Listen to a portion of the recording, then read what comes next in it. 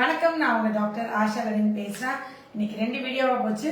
என்னன்னா, பித்தப்பை கல்லுக்காண்டி என்கிட்ட 6 மாசம் மருந்து சாப்பிட்டு மல்டிபிள் கேலரி, பித்தப்பை ஃபுல்லா கல் இருக்கு, என்ன பண்ணாலும் சரியாகுது, பித்தப்பை எடுத்தே தான் ஆகணும் அப்படின்னு எல்லா டாக்டரும் சொன்னாங்களா? போன டாக்டர் என்ன சொன்னாங்க? பித்தப்பை வெடிச்சிடும், கல் வந்து அடைச்சிடும், மஞ்சக்காமல வந்துடும், பித்தப்பை அழுகி போயிடும், அதனால எந்த பிரயோஜனம் இல்லை, சும்மா வெட்டி தூக்கி போடுங்க, அதை வந்து எதுக்கு இப்படி வச்சு கஷ்டப்படுறீங்க, அது எடுக்கலாம் உயிர்க்கே ஆபத்து அப்படின்னு சொன்னாங்க. ஆனா ஏன் நீங்க பித்தப்பை எடுக்காம ஏன் வந்தீங்க? யாரு உங்களுக்கு அந்த முடிவு சொன்னது? வீட்டுக்காரா நீங்களா? பித்தப்பை எடுக்க வேணாம், மருந்து சாப்பிட்டு கரைச்சு பாப்போம்னு முடிவு எடுத்தது யாரு? உங்க 2 பேரும்? 2 பேருமேவா? ஒரு பயமாச்சு எடுக்க, அப்புறம் வாழ்க்கை ஃபுல்லா செரிமான பிரச்சனை. ஓ, அந்த குட்டி பாப்பா குழந்தையா இருக்கும்போது பெயின் வந்துச்சு. எல்லாமே குழந்தை பிறந்தே பித்தப்பை கல்லோட வரீங்க. இவங்க ரிப்போர்ட் காமிச்சிருக்கா என்னன்னா, இப்ப இவங்களுக்கு வந்து இங்க இருக்கு பாருங்க, 9.8 mm பித்தப்பை கல்லு, 4வது மாசம் 2024. அடுத்து வந்து திருப்பியும் பார்த்துருக்காங்க, அப்போ வந்து 9 mm ஆயிருக்கு கல்லு. நேராக காமிக்கவே தெரியுதா கிளியரா? அப்புறமா திருப்பி செக் பண்ணும்போது 5 mm ஆச்சு. இது 10வது மாசம் ஒரு கல் ஆயிடுச்சு. அப்புறமா திருப்பி இப்போ செக் பண்ணியிருக்காங்க, கல் இல்லைன்னு ரிப்போர்ட் வந்துருச்சு. ஆனால் அதுக்கப்புறம் இவங்களுக்கு திருப்பி டவுட் ஆகிட்டு 3/12 பார்த்துருக்காங்க. ஒரு பயம் வந்திருக்கு, ஒரு வேளை கல் ஏதோ ஆசைப்பட்டு சந்திரகலாவோ சூரியகலாவே சாப்பிட்ருக்காங்க. அப்போ பார்த்து திருப்பியும் இன்னொரு தடவை செக் பண்ணியிருக்காங்க, கல் உண்மையாக போயிடுச்சா என்னன்னு. ஜான்வரி 2025 பார்த்தா கல் இல்லைன்னு வந்துருச்சு. என்ன சாப்பிட்டீங்க? ஒருத்தவங்க பாதுஷாங்கிறாங்க, ஒருத்தவங்க இல்லை அது சந்திரகலா தாங்கிறாங்க. அது என்னது? அது வந்து ரவுண்டா இருக்கிற ஸ்வீட்டே பாதுஷா மாதிரியே இருக்கும். நீ சாப்பிட்டுருக்க சித்ரா சந்திரகலா? சரி, அந்த சந்திரகலா ரொம்ப நாள் ஆச்சுன்னா ஆசைப்பட்டு சாப்பிட்டுருக்கீங்க. அது திருப்பி கல் வந்துச்சோன்னு ஒரு பயம் வந்திருக்கு, பெயின் இருந்துச்சு.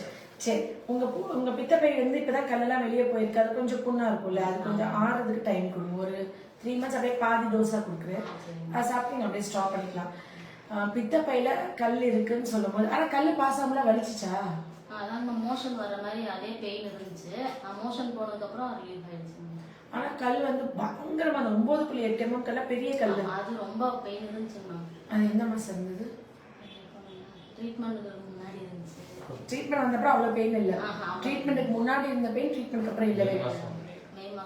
மே மாசம் ஒரு 5 நாள் பெட்ல இருந்தோம். நீங்க என்கிட்ட வந்தது ஜூலை இல்லையா? ட்ரீட்மெண்ட் வந்து ஜூலை. ஸோ இந்த 6 months கம்ப்ளீட்டா சரியாயிடுச்சு. ட்ரீட்மெண்ட் வரதுக்கு முன்னாடி இந்த பெயின், ட்ரீட்மெண்ட் வந்ததுக்கு ஒரு தடவை கூட வரவே இல்லை. லக்கிலி இப்போ புதுசாக சில விஷயம் கண்டுபிடிச்சிருக்கேன், அதனால கல்லை வலிக்காம போயிடுது, போறதே தெரியல. முதல்ல டெலிவரி பேஷண்ட் எப்படி சொல்லுன்னா, டெலிவரி பெயின்ல 2 மடங்கு வரும். ஒரு நாள் ஒருத்துக்கோங்க. அந்த உண்மையாவே இப்போ வலி வருமா நீங்க எக்ஸ்பிரஷன் கொடுக்கக்கூடாது, குஷ்பு மாதிரி எக்ஸ்பிரஷன் கொடுக்கணும். நீங்க கொலுன்னு வேற அப்படிதான் இருக்கீங்க, பார்க்கவும் கியூட்டா. அவங்க வந்துட்டு அந்த டெலிவரி பெயின்ல 2 மடங்கு வரும் அப்படின்னு முன்னாடி சொல்லுவேன். இப்போ என்னமோ இந்த புது மெடிசன் ஒரு 3 month இன்ட்ரடியூஸ் பண்ணியிருக்கேன். அது கொடுத்ததுக்கு அப்புறம் பார்த்தா வலியே இருக்க மாட்டேங்கிறாங்க. 10 mm கல்லிக்க 9.8 mm உங்களுக்கு ஆல்மோஸ்ட் 10 mm கல். ஆனா அந்த வலி அதுக்கப்புறம் உங்களுக்கு எப்பயுமே வரல. என்கிட்ட வந்ததுக்கு அப்புறம் வரவே இல்லை. ட்ரீட்மெண்ட் எடுக்கும் போதும் வரல. சூப்பர். இந்த டாக்டர் நம்பிட்டாங்க. யூஸ்வலா டாக்டர் வந்து ஹோமியோபதிலாம் பித்தப்பை கல் சரியா போய் எடுத்துருங்கன்னு ஸ்கேன் சென்டர்லேயே சொல்லனால பேஷண்ட்ஸ் பயந்துட்டு நிறைய பேர் ஸ்கேன் சென்டர்ல இங்க வராம அப்படியே போயிடுவாங்க.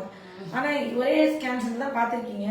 ஆனா அவர் வந்துட்டு எப்படி கல் போயிடுச்சுன்னு அவருக்கு தெரிஞ்சிச்சா? என்ன சொன்னாங்க டாக்டர்? ஸ்கேன் டாக்டர் கிட்ட ஒண்ணுமே சொல்லியா? ஸ்கேன் டாக்டரே காமிக்கலையா? ஸ்கேன் பார்க்கும்போது கல் இருக்கு இல்லைன்னு அவங்ககிட்ட பேச மாட்டாரா? இல்லைங்க மேம், பேசினாங்க மேம். அது எங்க டாக்டர் தான், நான் அந்த ஸ்டாஃப் ஒர்க் பண்றேன். சார் வந்து நம்பல, அதாவது கண்ணு வந்து போகாது. அவரோட ஃபர்ஸ்ட் வந்து என்ன சொன்னார்னா, அங்கெல்லாம் போகாதமா, காசு தான் வேஸ்ட் ஆகும், நீங்க வந்து சர்ஜரி பண்ணி சொல்லு, அதுதான் சேஃப் அப்படின்னு சொன்னாங்க. நீங்க ஸ்டாஃபா இருக்கனால உங்ககிட்ட அக்கறையில சொல்லிருக்காங்க. அதனால வந்து நான் இல்லைங்க சார், ஒரு வாட்டி பாத்துக்கலாம், நிறைய பேர் சொல்றாங்க, அதனால அந்த மேம்கிட்ட ஒரு தடவை சஜஷன் கேட்டு பாத்துக்கலாம் அப்படிங்கிற மைண்ட் செட்ல தான் இருந்தோம். அதுக்கப்புறம் அவரால் நம்ப முடியல, அவரே நம்ப முடியல. அவர் ஏன் பாக்குறாரு, இல்ல என்ன பார்க்க சொன்னாரு. ஏன்னா 13 வருஷமா நான் வந்து அந்த ஃபீல்ட்ல இருக்கேன், ஸ்கேன் ஃபீல்ட்ல இருக்கனால பித்தப்பையில கல் இருக்கா, நீ ஒருட்டு பாரு அப்படின்னாரு. எனக்கும் தெரியல, கல் சுத்தமா இல்லைங்க சார் அப்படிங்கிற மாதிரி தான் நானும் சொன்னேன். அதுக்கப்புறம் அவர் பரவாயில்ல, ஃபர்ஸ்ட் டைம் வந்து நான் இந்த மாதிரி ஒரு அப்படின்னு சொன்னாரு. அவர் வந்து கரூர் மெடிக்கல் காலேஜ்ல ரேடியாலஜிஸ்ட் சொல்லக்கூடாது, Karur medical college radiologist collect பண்றாரு.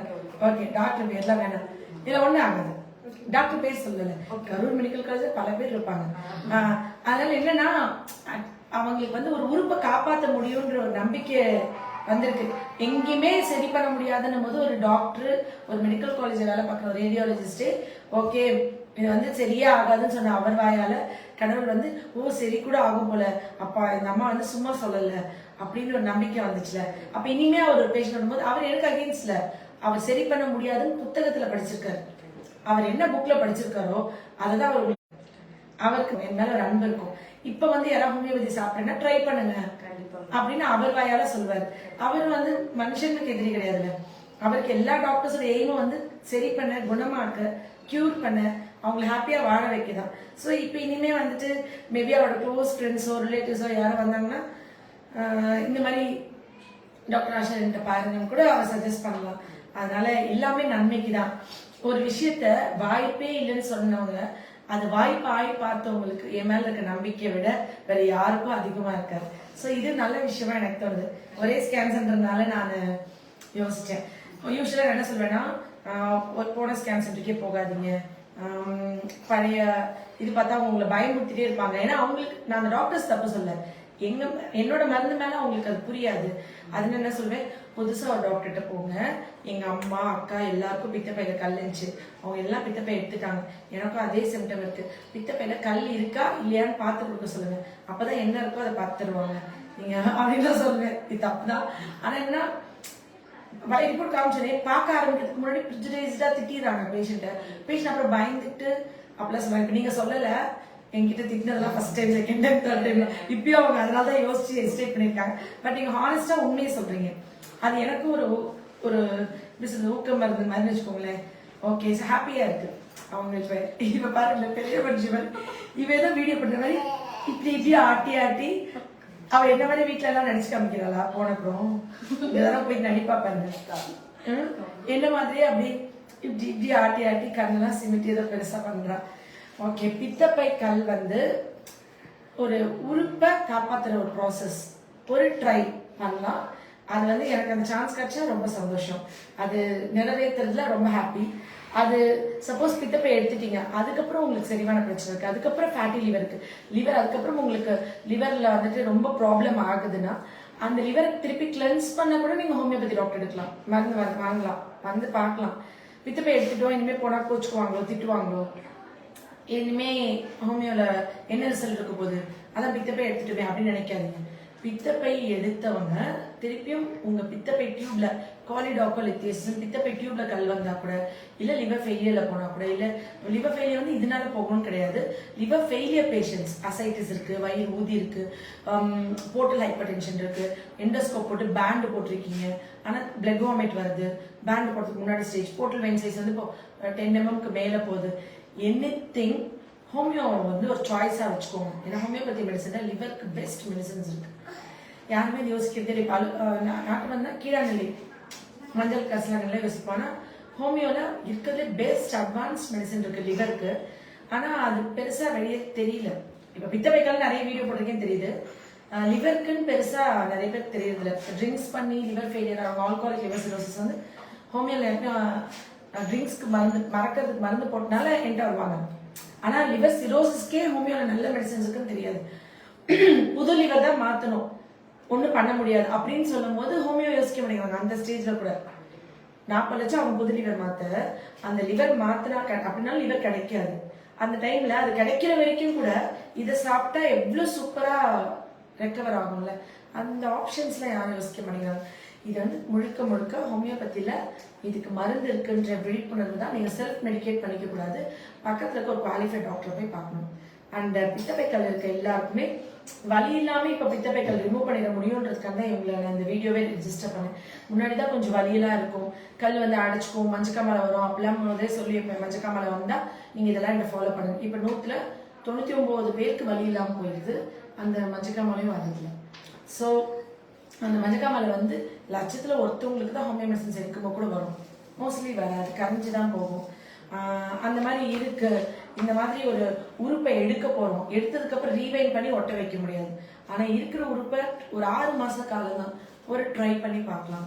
ஸோ இன்னைக்கு ஒரு எவிடன்ஸ் பேஸ்ட் வீடியோ உங்களோட ஷேர் பண்ணி எனக்கு ரொம்ப ஹாப்பி. Love you all. நன்றி. ரொம்ப சந்தோஷம் இன்னைக்கு இருந்தாங்க.